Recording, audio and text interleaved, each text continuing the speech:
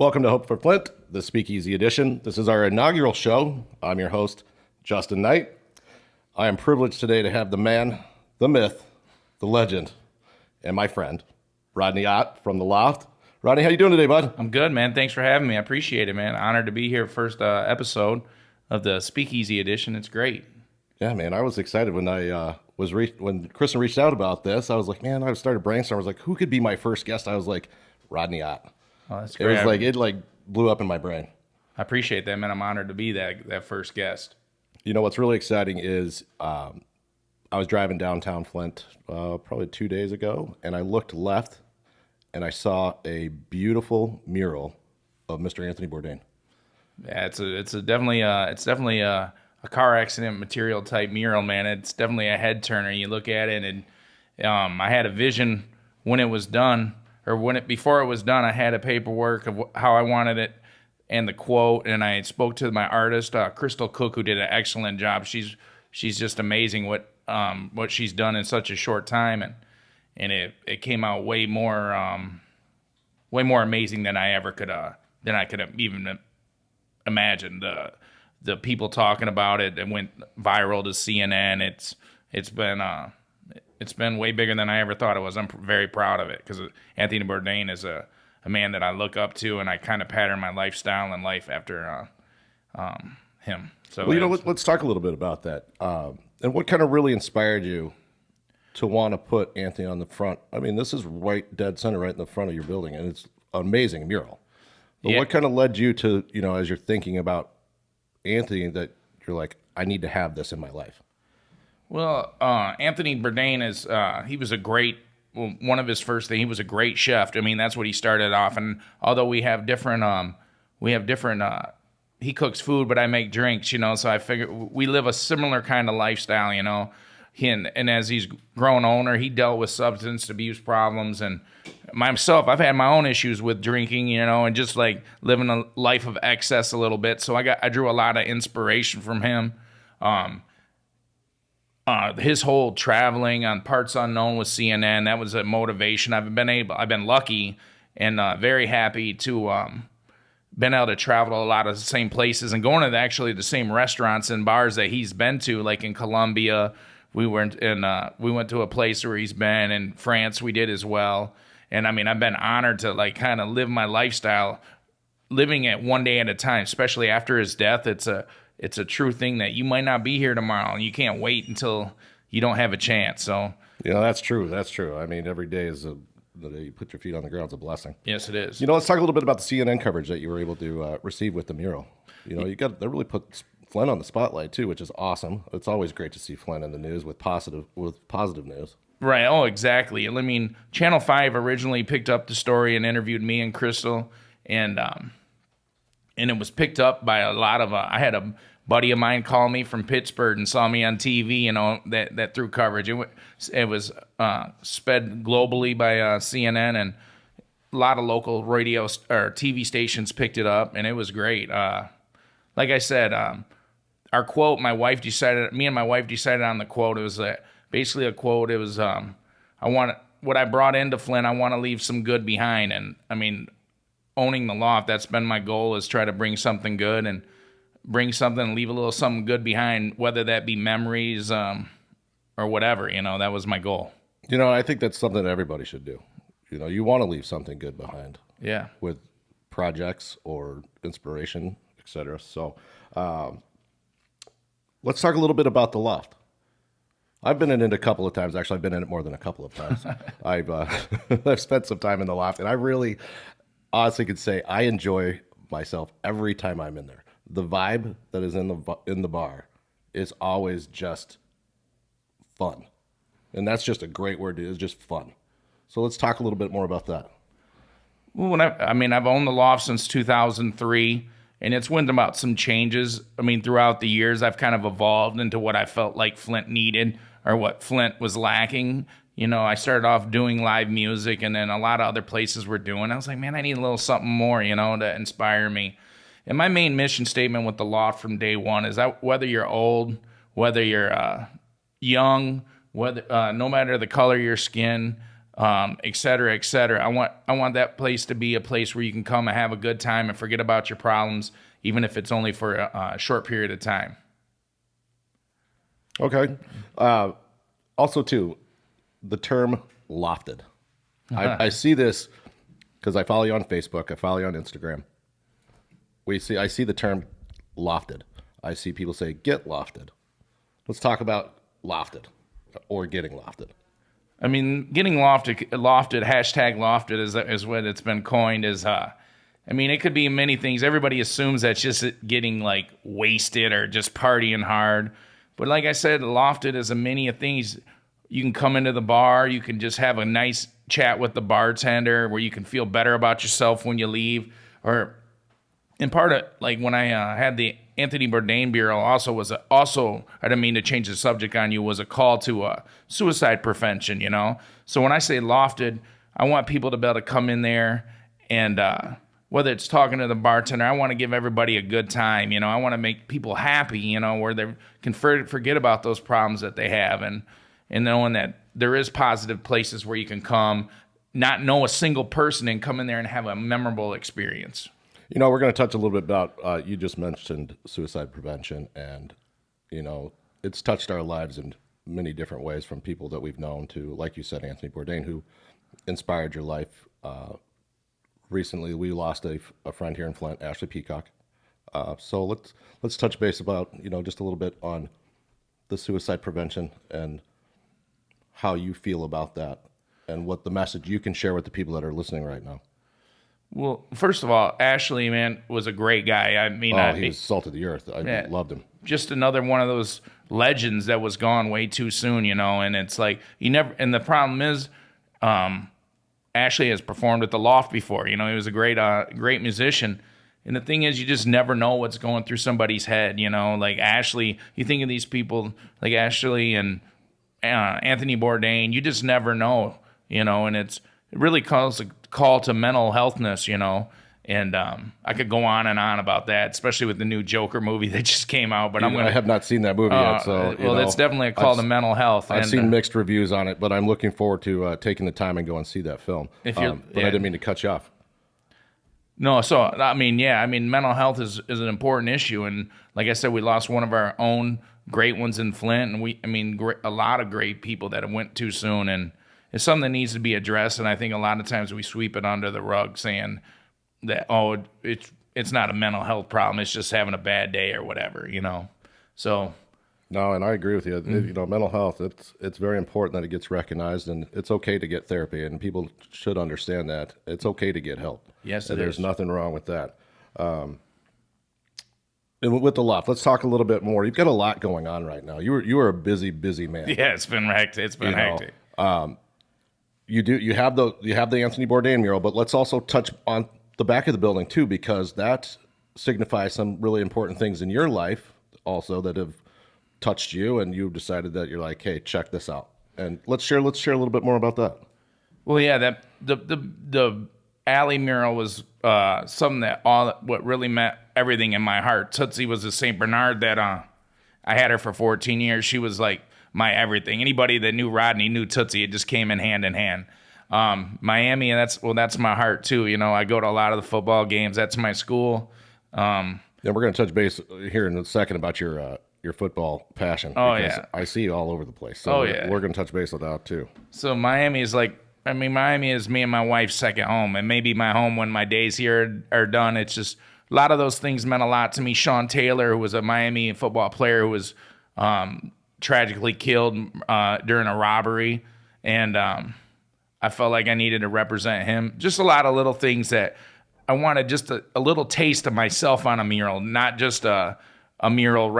I wanted a mural that meant something on both sides of the building. You know, I wanted something that represented not only me, but I wanted something that represented that was important to me, but also was a recognizable face. Anthony Bourdain is something that's going to be like, wow, that's Anthony Bourdain. You know, that's a big name, that's a big face, iconic face. You know, rather than many other things. I wanted it to mean something.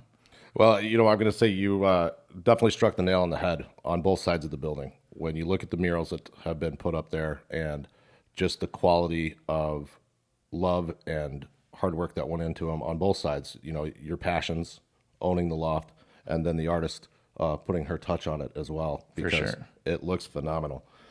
You know, also too, when I say you're busy, you've got a remodel going on. That's got to be a little bit trying, because, you know, trying to run a bar and not being open. Oh yeah, for sure. Kinda It's tough.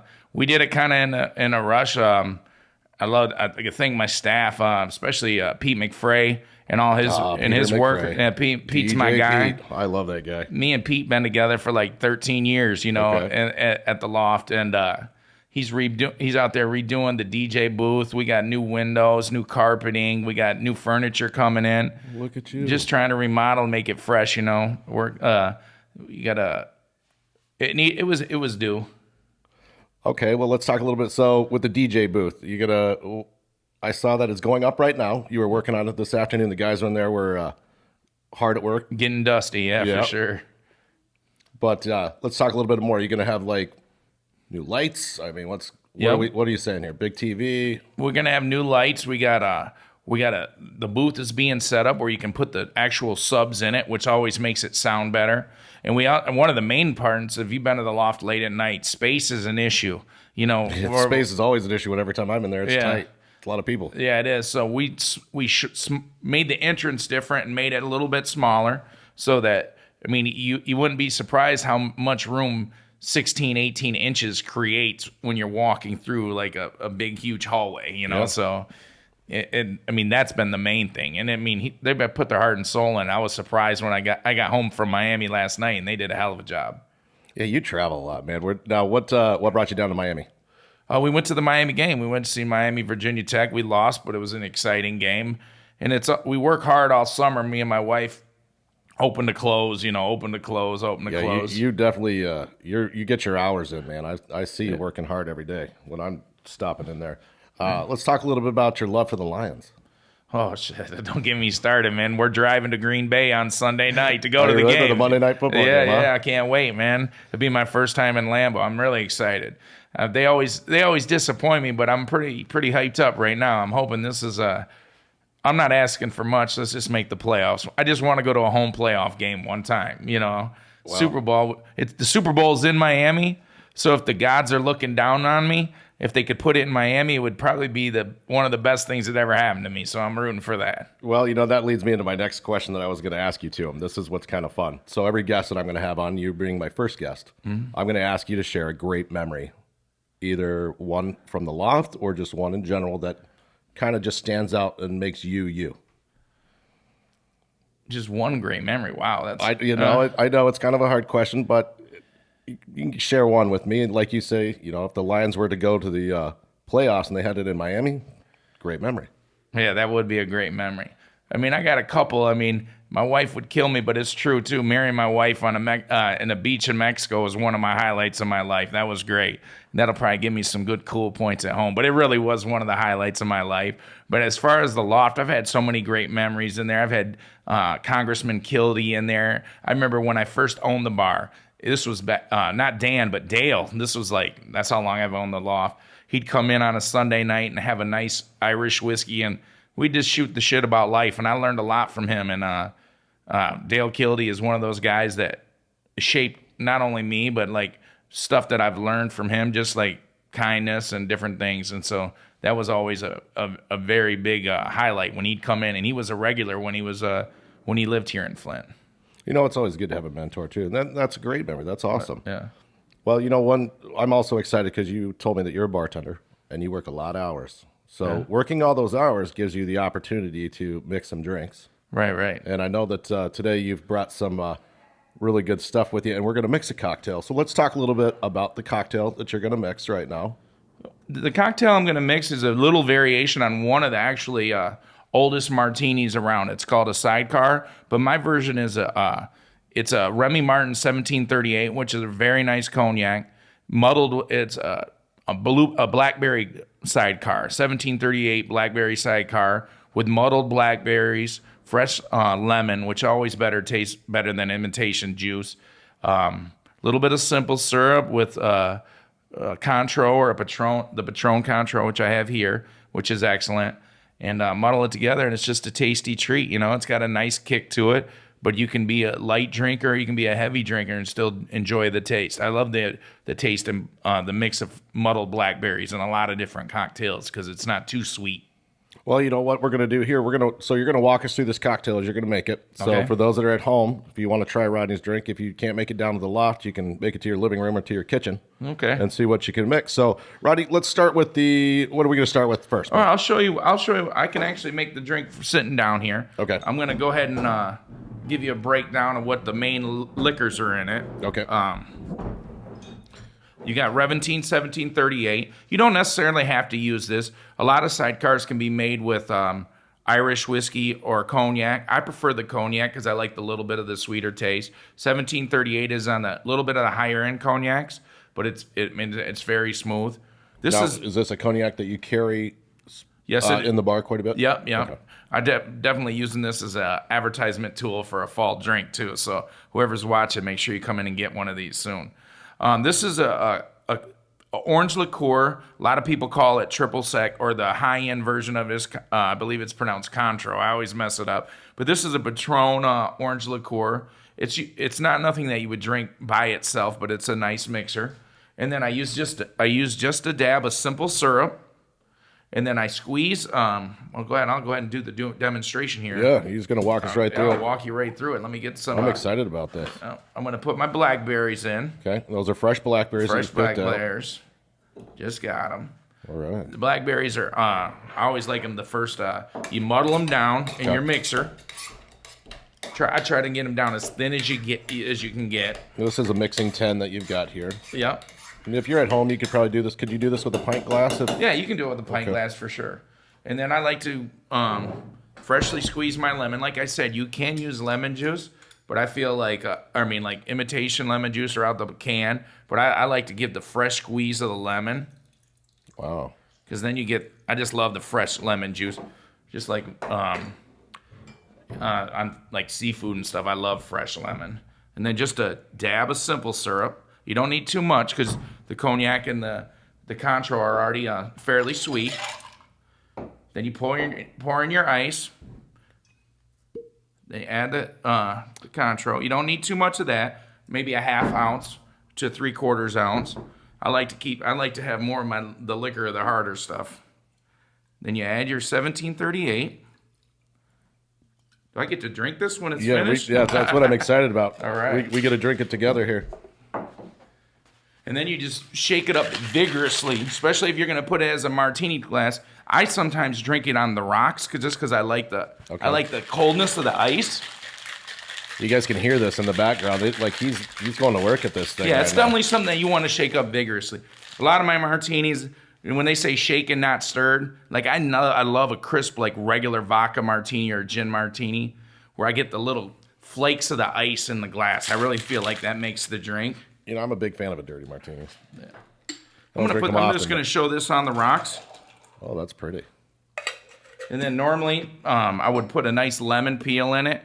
And I normally would serve it in a martini glass if they served it up with a sugared rim. I mean, that's voluntary, but it gives a little more sweetness. And I'll let you taste it first. All right.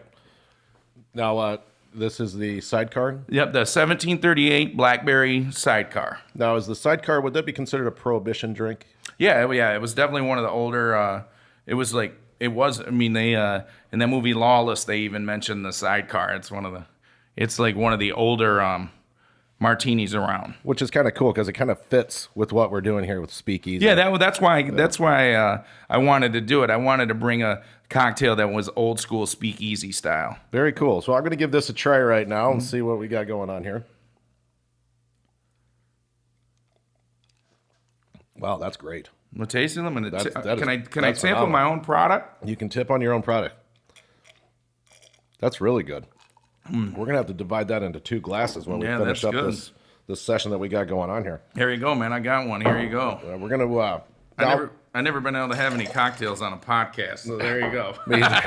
First time for me too. I guess know. it's the first time for everything. Right. Now let's talk a little bit about some events that you have coming up at the Loft. Where if people want to get out and about and come down and see you, say hi to you, shake your hand. What's coming up that you've got going? Well, with our remodel, we open back up to Thursday evening. Okay. Friday we have an event from 4:30 to 7:30. It's sponsored by Legal Services, Fred Meyer, and it's basically a call to it's like a fundraiser. It's not really a fundraiser. It's just a rally for getting equality within for less privilege. Okay. I So think legal that's services, like low cost legal services, or are we talking about possibly free legal services for people that need them? Yeah, exactly. Okay. And basically it was a call to that. I'm honored to do it. I love to always do special events that help a cause, or just to bring people together. And I'm always honored when like lawyers and judges come in and get lofted per se. No, I think that's great. And Yep. you said this is happening this Friday? Yep, 4:30 to 7:30. We'll have snacks, and Pete's going to be DJing a mild happy hour. It should be a good time. And that's October 11th. Yep, 4:30 to 7:30. All right. Also, too, what about Halloween? You guys got a party coming up? Man, Couple parties. I think you mentioned something. You've got like 3 parties. Yeah, we got 4 parties. Four parties. Yep. I got to find 4 costumes. Yeah, we have a Devil's Night party where we're gonna have like a misfit band, a tribute band, and we got tarot readers and all that are gonna be there. And then Really? Thursday night we got a huge Halloween. Thursday, Friday, Saturday we have huge Halloween parties with best dressed costumes, sexiest costumes. My wife's breaking my bank. She's got to have like 4 costumes, 4 different costumes for the festivities. So. Yeah, that's going to be a good time. Halloween's always a great time at the Loft. My bartender, Polly, she's huge into Halloween. Like, she throws the whole Devil's Night party, and it's something that she really looks forward to, and we decorate it really nice. It's just one of our better times of the year where people really enjoy coming to the Loft for Halloween. Great. Now, do you have any weekly specials that you could share with people?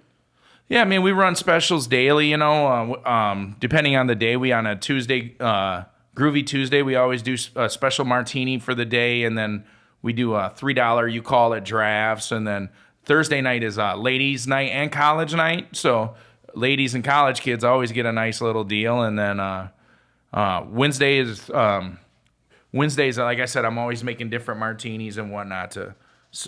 There's nothing set in stone for most of the days, but I always come up with something that I like a drink of the day type deal. I always enjoy when you're bartending too, because I've come down, and let's say I think there was a time during the summer, it was like when it was super hot too. It was like one of those afternoons, it was like 95 degrees, and you're rocking behind the bar, fans were going on. I want to say it was a watermelon Margarita. Yeah. Was that fresh watermelon juice that you had pressed? Fresh watermelon that I muddled, yeah. That you muddled. Yeah, it was incredible. Phenomenal. You want to talk a little bit about, if to share a drink with y'all besides the sidecar, let him discuss this drink, because I'm telling you, that thing knocked my socks off. It was great. Yeah, it's great. I salt the rim because I feel like watermelon and salt go well together. I muddle the watermelon, nice fresh watermelon that you only get in the Michigan summers, and I cut them into chunks, and when I muddle them down, I put the tequila, a little bit of orange liqueur here, and then sour, and just mix it up, shake it up as hard as I can, and it comes out in that glass, and it's just a little bit of watermelon goodness with a kick back. It's great. It's one of my favorite drinks.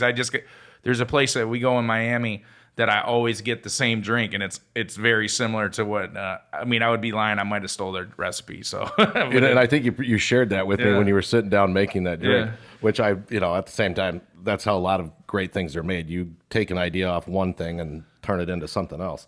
I've been guilty of that many, many times, but that's okay. I'm known for taking pictures of drink menus when I'm on vacations or where I go to special places. Oh, I do it all the time. I was just down in Detroit. I don't know. Have you, let's see, what was the name of this place? Carl's Diner.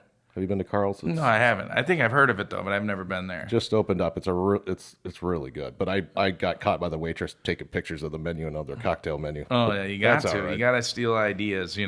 It's not stealing them. It's just sharing goodness. You're sharing. They didn't know if I was posting it on Facebook or what, but she saw me taking pictures. But that's all right.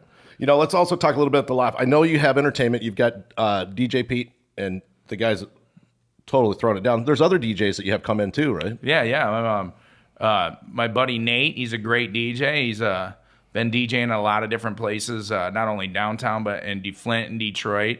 One of my DJ Jeff, he's a younger guy that me and Pete been mentoring, and he's been doing it incredible. I got Mike Afsher, who's been with me. He actually literally came with the building. He came with the building. That's great. I've been there 20 years, and he's probably been there 40, between the old Metropolis and the loft before it was the loft, the back room. And he DJs on Tuesday nights, all like alternative music. And yeah, so that's what I was going to ask you. I'm a pretty rock and roll guy, but I like all sorts of music. I can say, like, last night I saw Styx play at the Capitol Theater. Man, I was bummed that I missed that. When we play on the Vacation, I had no idea. It was a phenomenal show. Oh man, I was bummed. But the crowd looked good too. Oh, it was a great crowd. Yeah. There was a lot of people there. So I went from one spectrum last night. I caught Styx, but I also made a quick trip down to Pontiac and saw my buddies in a punk rock band called 30. Okay. And then I got back to finish out Styx at the Capitol. Oh, nice, so nice. It, music's always been a big thing with me. With your DJs, can you kind of explain to people, like, if there's different nights for different types of music? So if there's somebody that's like, hey, I want something a little bit more hip hop, or I really want to dance, what nights are better nights for what? Tuesday nights are more if you like the punk rock and roll, kind of jazzy, funky feel. He very rarely plays new school hip hop, which is a nice change because, to be honest with you, on Thursday, Friday, Saturday, at nighttime, we're predominantly a hip hop dance, house music type bar. We cater to what people are dancing to. Not saying that's always like that, because who knows, sometimes we'll have a bachelorette party with people that want to hear some country, and Pete can make it happen. We kind of cater to whatever our crowd may. That's what's great about the loft. You never know what crowd you're going to get, so we kind of cater to whoever that crowd is, and I kind of hire my DJ on that basis. Nobody wants a DJ that is limited to one genre of music. And let's talk a little bit about people throwing parties there. I know that you have that upstairs sitting area. Let's talk a little bit about that, how people can reserve it. I know that it sells out. It's very popular, and it sells out quite a bit. So Yes. If somebody's looking to throw a party at the loft, what kind of space could they have, and how many people does that fit? Oh, we call it the VIP area. It's we normally do bottle service with it, and we do it with birthday parties. Sad but true, but I'm actually throwing a lady just booked it for a divorce party. You never know what you're going to get. And it usually fits to about 10 to 15 comfortable. We got a big screen up there where I've had people get it for a big football game, like when Michigan's playing night games, or even like the Final Four last year. That was a hot room to have.